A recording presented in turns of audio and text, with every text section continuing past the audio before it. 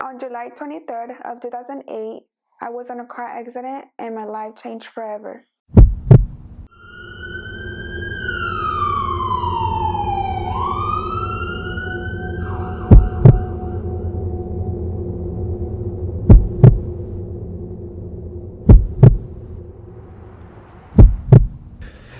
All right, so right now we're at the hospital. Isabel is having surgery at this moment. Yeah. No, no, no, no. No, yeah. Yeah. This for my familia. We put God first through the good times and through the storm. This for my familia. When you feeling down like giving up, I help you move forward. This for my familia. Hey, when I was young and my tears would fall, I had no one right there to help me wipe them away. Hey, I got on my knees and I prayed for you. Oh, that's why this for my familia. This for my familia. Okay, so earlier that day, I was just getting ready for the day. Ivan showed up and my family sent us to the store. On our way back home, we had a car accident, and from there, everything just went blank. I was rushed to the hospital. I ended up in a coma for about 2-3 weeks. I wasn't completely awake, but I was awake from the inside. I could hear people. I could hear people touching me. I was conscious. I was able to feel people. I was able to hear them, but I couldn't talk, or I couldn't walk, or I couldn't open my eyes. I couldn't do anything. I remember that day I could hear people telling me, "Can you hear me? Can you hear me? I'm here." And I couldn't. I would cry, like my tears would come out of my eyes because I couldn't tell them, "Yes, I can hear you." I couldn't talk. I couldn't do nothing. All I knew is that I was in pain, so much pain. My body would hurt. Even if I moved a finger, everything would hurt. I remember Ivan telling me the day, the time. I remember that he'll tell me, "Today it's Friday and I'm gonna go party. I'm gonna leave you here." And I would just like make a mad face, but I couldn't say nothing. I couldn't move. I couldn't talk. He was just joking to me. So I was in this state for about 2 to 3 months that I couldn't hear, couldn't walk, couldn't talk, couldn't move. And I felt so lost. I don't know where I was.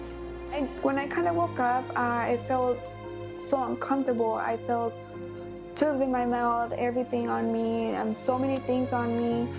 And then, so I tried to take it out. Like I tried to take my tubes out. I tried to remove everything. And I remember a nurse was like, run up to me and said, "Stop," like really loud.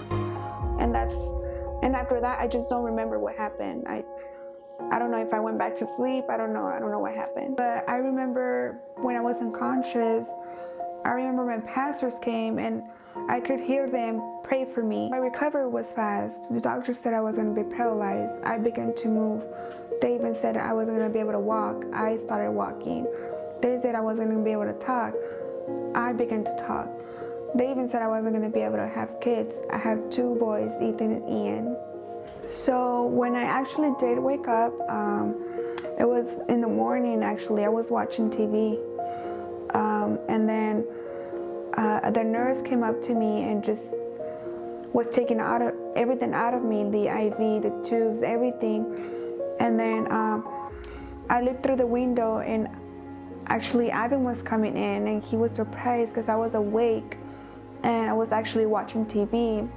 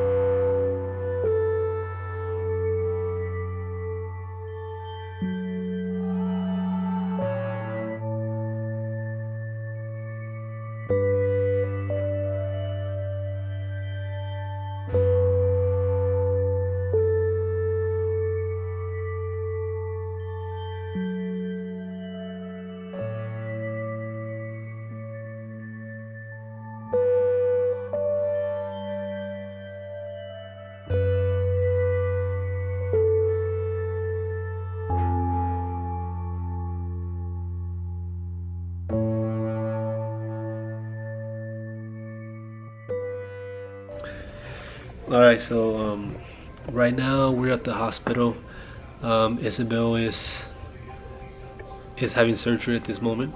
That day when the accident happened, I remember after we came back from the store, there was I was supposed to be turning left, and so I turned. I don't remember exactly what happened. I turned and obviously we got hit, we got T-boned. From there I went blank, and I remember like being in the accident already, and I remember all the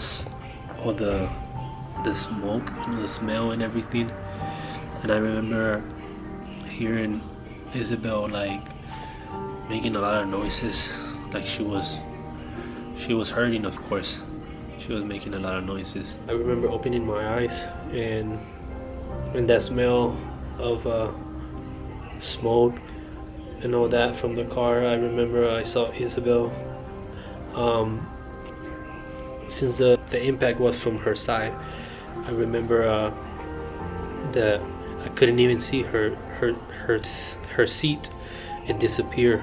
Her leg was one of her leg was on top of my leg, and the other leg was like on the shifter, and she still had the seatbelt and everything, and she was just crying and she was making a lot of noise. And I told her to close her eyes so I can feel like it's faster, so she won't be in pain.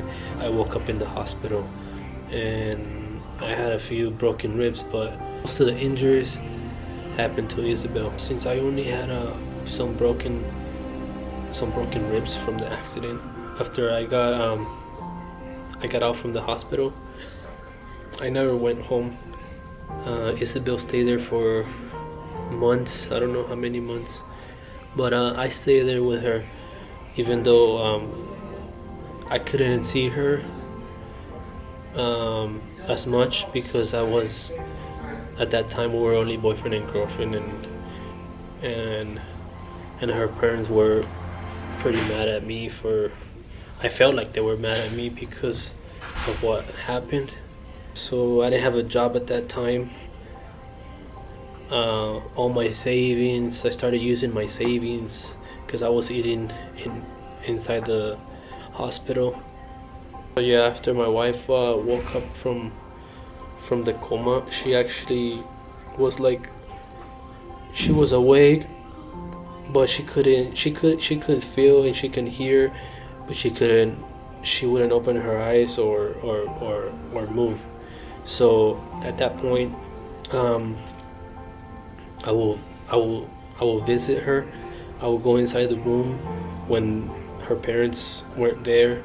I will ask the nurses, and they knew me already, so they will let me see her for a little bit before the parents showed up, and we will have like a full conversation.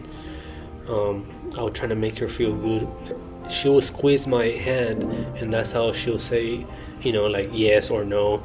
So then I would tell her like, oh, today is the weekend, that I'm gonna go out, and then she'll move her eyebrow, like she will be mad, and just to make her feel good, I would say that just joking. One day just woke up out of nowhere the next day, and that was a big surprise. Because a lot of people and the doctors and everybody were saying like a lot of bad stuff, that a lot of bad predictions that it was gonna take longer. That morning I remember, as soon as I turned into the little hallway and I saw her right there sitting down, it was a pretty good feeling, honestly. As you already know by the title, it's been about 10 days after my surgery. I can breathe now. I can have a whole conversation, I can finally go to the gym. I can do so many things that I wasn't able to do before my surgery. And like I explained to you guys, that the surgery was in my trachea. So what they did put a little camera through my mouth, a little balloon. They did a laser, and they opened my trachea for me to be able to breathe better. So yeah, that's basically what they did. This surgery, I have to get it every certain years. Let's say like 2 to 3 years, depending on how I'm feeling. I do want to thank God, after everything I went through, I'm still here, I'm still alive, I'm healthy, and I can be around as normal. I also want to thank my husband for always being there for me, for taking care of me, for worrying about me.